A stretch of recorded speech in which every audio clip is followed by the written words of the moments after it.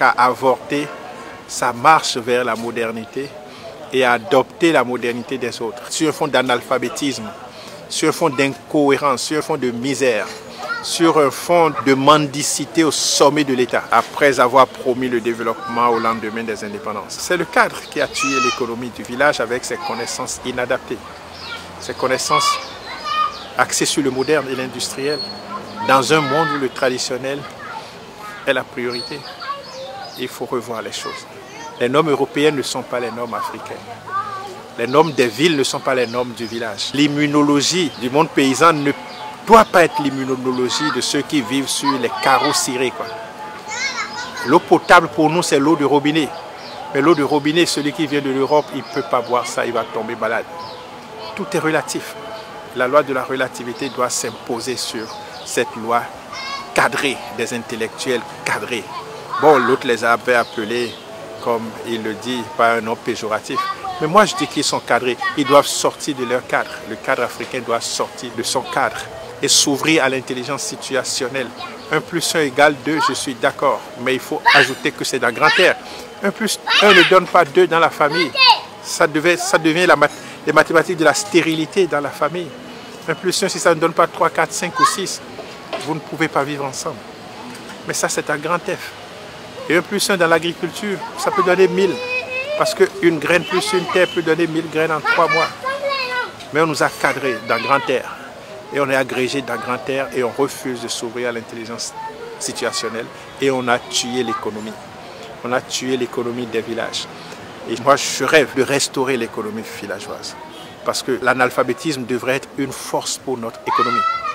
Le chômage devrait être une force pour l'économie des pays africains. Je prends le système éducatif comme un complot contre l'économie. Quand on sortait l'enfant du village, il avait 5 ans.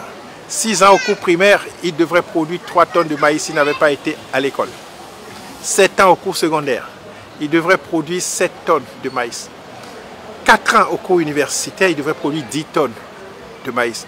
Derrière chaque étudiant qui a la maîtrise, il y a 20 tonnes de maïs qu'on doit au village. Ils n'ont pas produit, ils ont mangé. J'ai dit ça au recteur Saint-Saint la dernière fois, que ce n'est pas logique que l'on forme les enfants et qu'on ne les utilise pas. Ce n'est pas logique qu'on engraisse des vaches et qu'on ne les traite pas.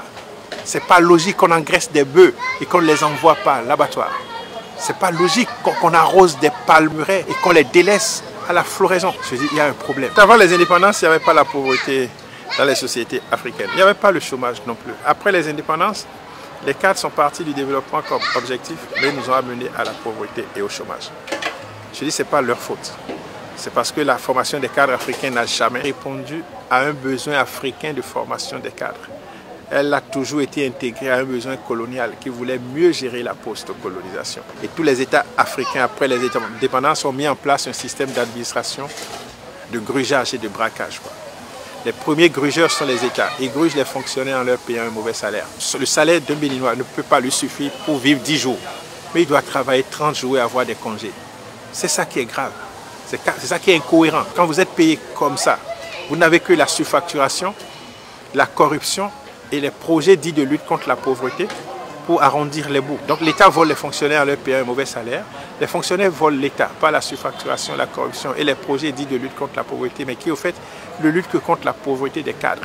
Les deux se mettent ensemble pour gruger les paysans en achetant moins cher leur production. Le coton, le poulet, le cabri n'ont jamais été achetés à leur prix coûtant. Le paysan, à son tour, égruge la terre en tirant de la terre toute sa production sans rien donner à la terre.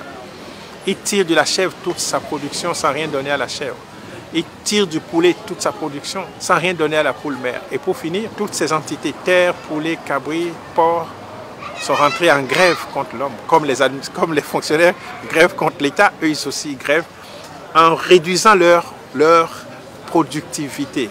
Autant de nos grands-parents, les poules pondaient jusqu'à 20 œufs. Aujourd'hui, elles ne pondent que 6 ou 8. C'est leur façon de gréver. La terre donnait bien au temps de nos grands-parents, mais aujourd'hui, elle ne donne plus. Après 5 ans d'exploitation abusive, la terre arrête de donner de la production. Et vous voyez, les poulets, les pintades, les canards, les cabris sont allés jusqu'à réduire leur masse corporelle pour s'adapter à la misère qu'on leur a imposée. Et c'est ça, au fait, la pauvreté. Et c'est sur ce diagnostic que se fonde la maison du paysan. On retourne à la terre ce qu'on lui a volé. Et la terre est prête encore à donner le maximum de production. On retourne aux animaux ce qu'on leur a volé.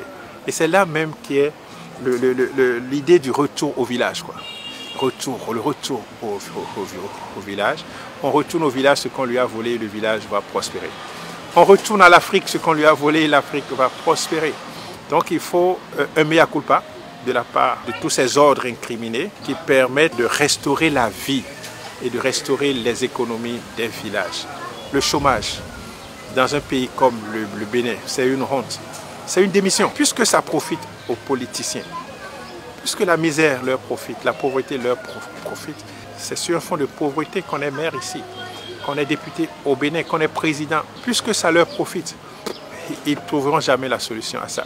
Mais ils doivent savoir, un peuple qu'on opprime ne gémira pas toujours en vain. Il arrivera un moment où les bâtons feront taire les canons. Ça viendra un jour, avec nous ou sans nous.